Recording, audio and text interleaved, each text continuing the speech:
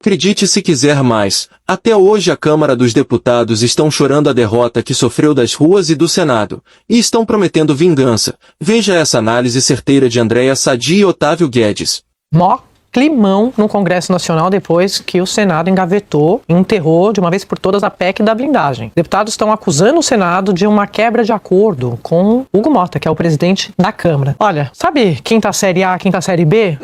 Só que com repercussão nacional e expectativa de prejudicar o país a depender da matéria que for usada como revanche, como troco. Não sabemos, até na apuração que eu fiz de bastidor, líderes do Centrão me confirmam, vai ter troco. Você acha que o Hugo Motta, a tônica é essa? Você acha que o Hugo Motta ia ter pautado isso sem ter um alinhamento com o Senado, como a gente vem falando aqui já há algumas semanas, que setores do Senado teriam sinalizado que sim, pode jogar pra gente que a gente mata no peito, Merval, só pensa nessa frase também.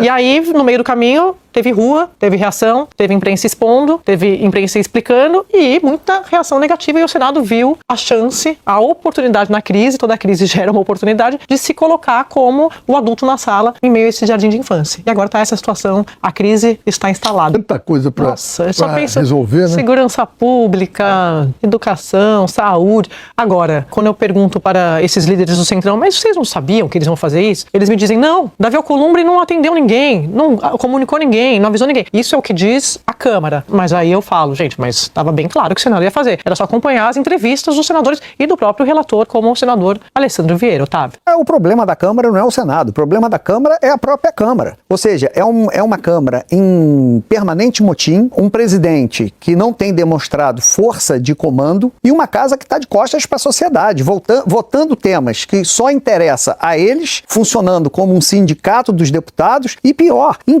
emperrando pautas que interessam à sociedade, como o projeto de lei do imposto de renda. O enterro da PEC, ontem eu estava assistindo, não foi um velório. Aí eu vou passar para a Flávia, Gurufim, né? Que é o Dia dos Mortos no México, do México. É quando você celebra um velório com muita alegria, com bebida. Então, assim, a Câmara querer culpar o Senado da Super Quarta, o Super Quarta por quê? O Renan Calheiros pegou a barriga de aluguel num projeto sobre imposto de renda do senador Eduardo Braga, que não tratava sobre isenção até 5 mil, e jogou. Então agora tem um projeto do Senado que a Câmara emperrou. E o Arthur Lira já foi pro Twitter dizer, vamos votar semana que vem. Ou seja, a Câmara está a reboque do Senado, não por culpa do Senado, por culpa da própria Câmara. Sabe aquela cena, eu estava conversando com um líder do Centrão ontem, e ele disse assim, eles soltaram nossa mão. Sabe aquela, ninguém solta a mão de ninguém, peraí, ou wait, eles soltaram a mão. Já que a gente está falando, usando o jardim de infância, o Senado combinou com a Câmara. O que a Câmara está reclamando é isso. Isso só está acontecendo porque nós combinamos de pular juntos, mas eles combinaram de pular juntos do precipício. Só que na hora de pular, o Senado falou, não vou, vai indo que depois eu vejo, o telefone está desligado. Então, a irritação deles é porque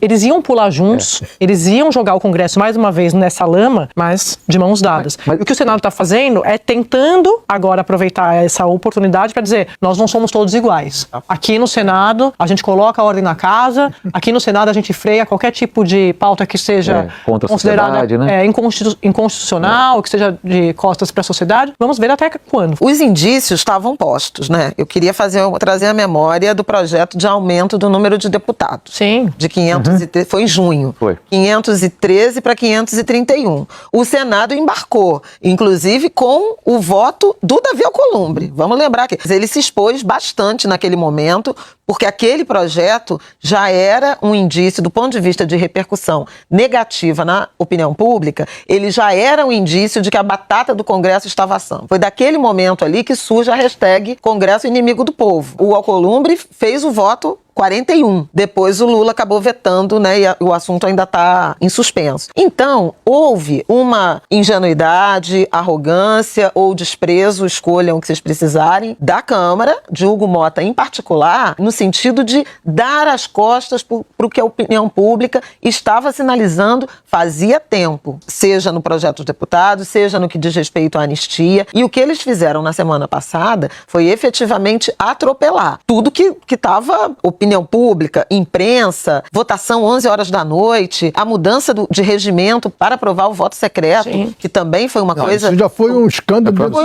um escândalo dentro do escândalo. E depois a urgência na anistia sem ter projeto. Agora, vamos lembrar que um outro indício de que o Senado começava a recuar foi o mal-estar físico que Davi Alcolumbre teve, né, no dia da votação. Então, me parece de que a coisa não seria tão simples no Senado. E mesmo antes das manifestações, o senador Otto já falava que tinha que seguir o trâmite regular de passar pelas comissões, coisa que a Câmara tem ignorado, né? Não, mas deixa eu falar, eu queria trazer um bastidor, porque, de fato, o Senado se reposicionou. A informação que a gente tinha, eu contei aqui algumas vezes, era de que se passasse na Câmara, o Senado não ia ter como segurar, porque eles já iam segurar a anistia, para não enfrentar o Supremo, e que a conversa era que, inclusive, esse argumento seria usado com o Supremo. Ó, não dá pra também...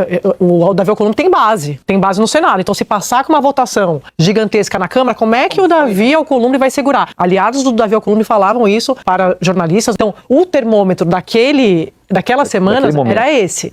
Era esse. Teve um ponto aí. Quando antes da aprovação da PEC da bandidagem na Câmara, Hugo Mota se reúne com os líderes e diz assim, olha, tá tudo acertado com o Senado. Isso. Tá tudo acertado com o Senado. Vamos votar que o Alcolumbre já se comprometeu a matar no peito mais uma vez. Esta declaração do Hugo Mota irritou muito. Foi um dos motivos que aquele tapa na mesa que ele deu, aquele que chegou barbado. Cada dia tá um dizendo um negócio, cada dia, etc. Falou do Eduardo. Falou do Eduardo. Do Eduardo. Então, quando vaza essa informação, o Alcolumbre fala, olha, vai ter o trâmite normal, vai para a CCJ. Aí o Otto Alencar, eu vou convocar audiência pública no país inteiro, não vai ter urgência nenhuma. E o Alcolumbre não falou nada. Sim. Então, esta fala do Hugo Mota para os líderes sobre o Alcolumbre foi um ponto mas o que irritou foi o vazamento. Não foi o que teria sido combinado. A Câmara se expôs. Se expôs. Confiando no Senado. Exatamente. Eu acho que é importante sempre lembrar isso, que o humor mudou por causa da temperatura também das ruas e da reação popular. Para mim, a entrevista do deputado relator aqui, o deputado Cláudio Cajado, defendendo o instrumento do voto secreto, e o argumento dele era explicando que isso era bom para o eleitor. Fazendo uma comparação absurda, né? Descabida. O voto, não dava nem para entender. E a gente falou isso aqui, não é nenhum segredo, isso aqui foi ao vivo. Sim, ele falando, sem imprensa explicar, não, mas sem imprensa explicar, vocês estão lascados.